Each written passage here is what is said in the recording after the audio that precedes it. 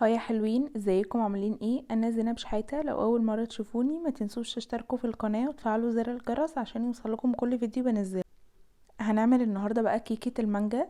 سهلة جدا وكمان اقتصادية، مكوناتها في كل بيت، وكمان خفيفة كده، مش هنقف في المطبخ كتير، وحاجة هناكلها كده، حاجة حلوة هتطري كده على قلبنا. يعني مانجا وصيف مرتبطين ببعض جدا، واحلى حاجة ممكن ناكلها في الصيف ده. حقيقي شكلها حلو قوي وسهلة جدا. اول حاجة هنجيب 4 بيضات بحرارة الغرفة. يفضل ان البيض يكون حجمه كبير شوية، لو البيض بتاعكم حجمه صغير ضيفوا 5 بيضات. وهنضيف كده معلقة صغيرة من الفانيليا السايلة او 2 باكت من الفانيليا العادية، وهنضربه كده على اعلى سرعة. نضرب البيض كده نخفقه على اعلى سرعة، وبعدين هنضيف معايا السكر. معايا كوباية من السكر، هنضيفها على مرتين او 3، المهم تضيفوها على مراحل كده. وكل ما تضيفوا سكر اضربوا برضو على اعلى سرعة كده البيض عشان يتخفق معانا. وفي الاخر نلاقي معانا القوام بقى ابيض، ويعني مش ابيض بس بقى افتح شوية، والقوام بقى الضعف كده، وحسينا ان القوام تقيل. نضرب شوية وبعدين نضيف يعني شوية كمان، ونضرب لحد ما نوصل القوام اللي احنا عاوزينه،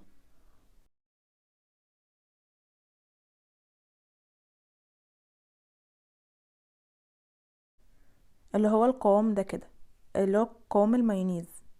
خلاص خلصنا البيض، ندخل بقى على الدقيق. معايا كوباية من الدقيق، ومعايا معلقة صغيرة من البيكنج باودر، ومعايا معلقة كبيرة كده مليانة من النشا، معلقة كبيرة. بس هي دي المكونات الجافة، هننخلها كده على البيض بتاعنا. وهي دي مكونات الكيكة معانا، سهلة جدا من غير اي مواد دهنية، لا زبدة ولا زيت ولا اي حاجة. هتطلع معانا كيكة اسفنجية كده، بس حقيقي تحفة وخفيفة خالص وهشة كده، يعني هي كيكة اسفنجية. هنقلب كده بالراحة بقى عشان ما نخرجش الهواء اللي احنا دخلناه في البيض، لا نقلب كده بالراحة. وهيكون معانا القالب بتاعنا او الصينية اللي احنا هنحطها فيها، مبطناها كده بمسحة من الزيت ورشة من الدقيق. وهنزل بقى بالخليط بتاعي كده. انا مقاس الصينية بتاعي 35 في 30 كده بس. وهدخلها بقى الفرن. اول حاجة بس كده نوزعها ونخبطها كده خبطتين عشان تطلع الهواء اللي فيها. وهدخلها بقى الفرن على درجة حرارة 180، بس الفرن يكون متسخن، يعني سخن مسبقا، على حرارة برضو 180، نفس الحرارة اللي هدخلها عليها، وفي رف اوسط لمدة بالظبط 20 دقيقة. وكده هتكون جاهزة معانا. طبعا اول ما بنطفي الفرن مش بنخرجها على طول، لا بنسيبها حوالي كده 10 دقايق وبعدين نخرجها. هتهبط معاكو حاجة بسيطة. هنعمل بقى هنا الكريمة. معايا نص كوب من الكريمة الشانتيه، ومعايا نص كوب من الحليب المثلج او المية برضو، يعني لو مش موجود حليب استخدموا مية عادي.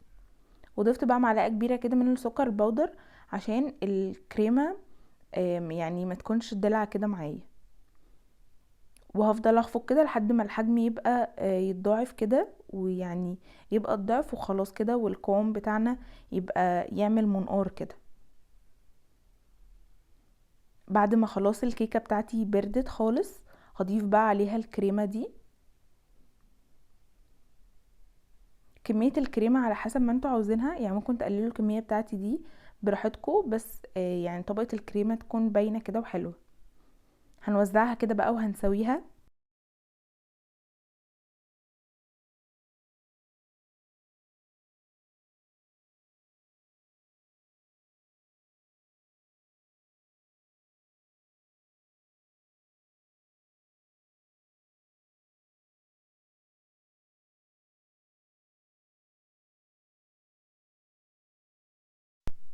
خلاص بقى كده خلصت.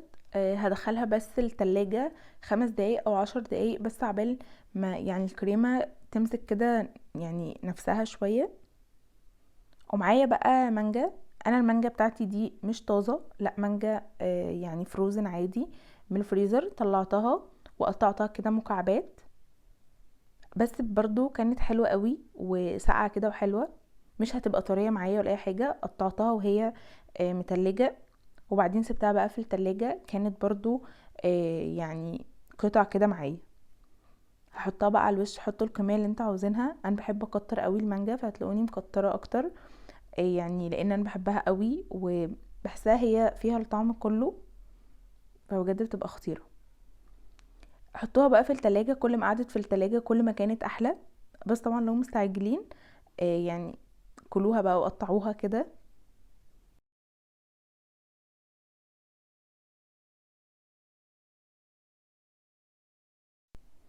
حقيقي بجد حلوة قوي، ويعني مش هتحسوا اصلا ان انتوا بتاكلوا حاجة تقيلة كده، لا هي خفيفة قوي وتحفة. هستناكم تجربوها وتقولوا لي رأيكم، ولو عجبتكم الوصفة متنسوش اللايك والاشتراك. باي باي.